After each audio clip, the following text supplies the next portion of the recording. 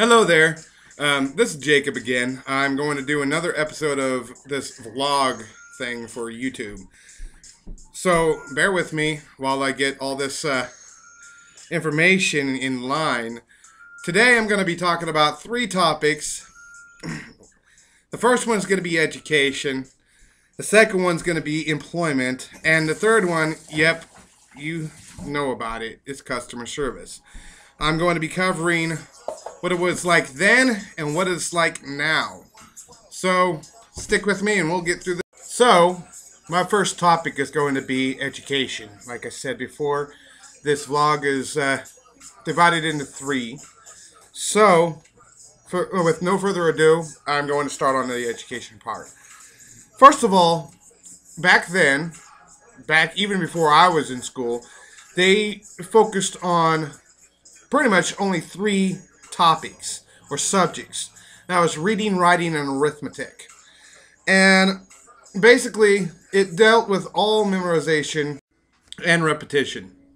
Alright, what they basically caught was that the student needed to learn as much as possible in the shortest amount of time, and that they needed to be prepared for those things that would best suit them in the real world, i.e., employment, career, workforce. Alright?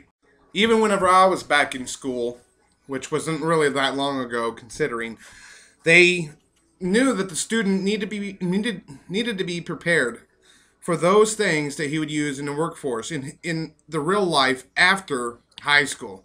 And I know high school is very real for everybody, and it's a torture for most.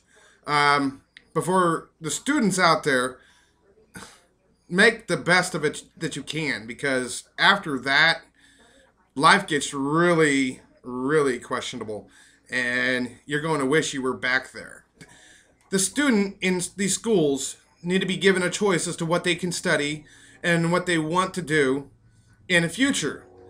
But I have a problem with this essentially because whenever you're 6, 7, 8, 9, 10 years old, you do not have the aptitude to know what you want to do or what you're going to be interested in. You're going to be you need to be given the foundations for what's going to help you throughout your entire life. Now my second topic that I'm going to hit on is employment. This one's a hard one to swallow because a lot of people feel as though they're entitled to do something and get paid an abundance amount of money when they really haven't earned it.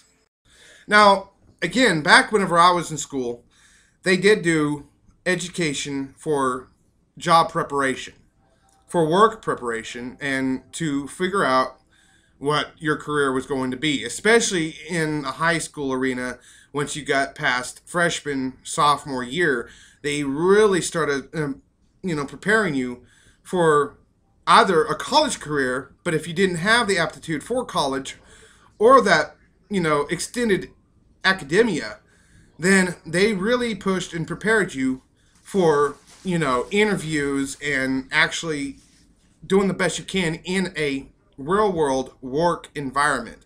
Even back 14 years ago, whenever I started, or maybe a little bit longer, anyway, it was paid, the minimum wage payment was $4.25 an hour. All right. And I can assure you that a lot of people did not stay at that wage. They started a company, maybe McDonald's, something like that.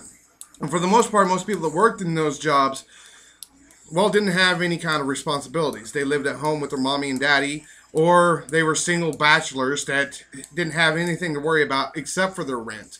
And in the most part, they didn't even stay at that wage because once they got a few months or almost a year under their belt, they got raises. And typically better raises, and they could actually afford more at the lower wage because, well, there wasn't as high of an inflation because there wasn't an overproduction of money. Now, to get back on the topic, what I'm talking about is basically the workforce, employment.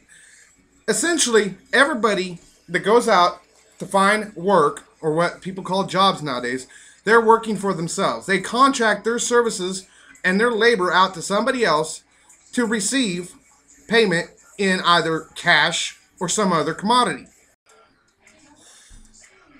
I know it seems like a hard sell in today's society that there is such thing as hard work, dedication, and principle and moral values in a workplace. Okay?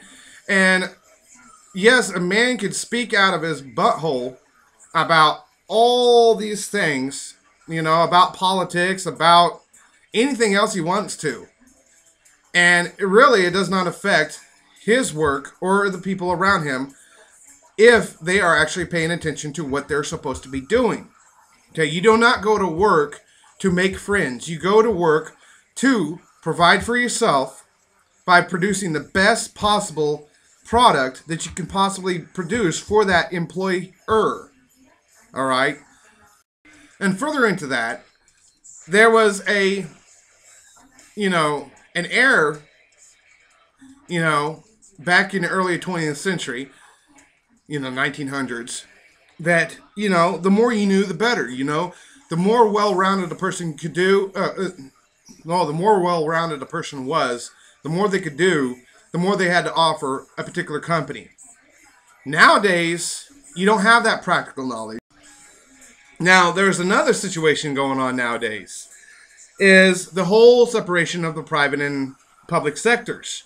Now, usually, this is where everybody would go in. Everybody knows that the public sector doesn't do anything. It is, the government employer, or employee, I should say, are basically non-producers. They get money through taxation. That's their wage. They're basically public servants. You're not to make a career out of public servantry. All right. The other is the private sector, which are the producers. They're the consumers that produce in the factories what they're going to be using. Okay. And I feel as though that a lot of people, especially nowadays, forget that it's not some entitled rich man running the company. It is him trying to provide the best possible product to us, the consumers, which are, i.e., his employees, so that he can make a gain. All right. If he does not satisfy the consumer base, he will lose his business and he will run out of business. It doesn't matter how much money he has, unless he invested in something else that the people or the masses agree upon buying, then he is going to lose. All right. Now, the second thing is, with this whole employment thing, is that I hear people saying, oh, you got to spend money in order to make money. Yes, you got to spend money in order to make money. But you have to first have money to spend in order to make that money. So essentially, the private sector are the money makers. And the public sector are basically the money drainers. They suck up the riches of the private sector to boast their own little moral high grounds and their pet projects. Now, the last topic I'm going to hit on is that of customer service, all right? There's a big difference between what happened then and what's happening now as far as customer service goes. And as Sam Walton used to say, before Walmart changed their whole scheme in business and everything, is that the customer is always right. That was his first rule. And the second rule is if the customer's not right, refer back to the first rule, which means that the customer is always right. He is your boss. It doesn't matter if you own a multi-billion-dollar corporation. The person that you're providing a service to is your boss. Now, there's a few other things about customer service from back in the day or then in comparison to now. I'm going with the then era right now. And basically, they were in the mindset of actually providing the best possible product with a great price in a pretty good value and have an abundance of that product so that they can sell it for cheaper and in the long run actually make a better profit. Now, they didn't have as many government regulations. The government regulating the private sector was essentially unheard of. All right. The government doesn't need to regulate it. The customer base regulates a business. and how they treat not only their customers, but the people producing the product that they are later on going to be using. They are the ones who regulate standards in a workplace, the pay that goes into the workplace, and the values that goes into that workplace.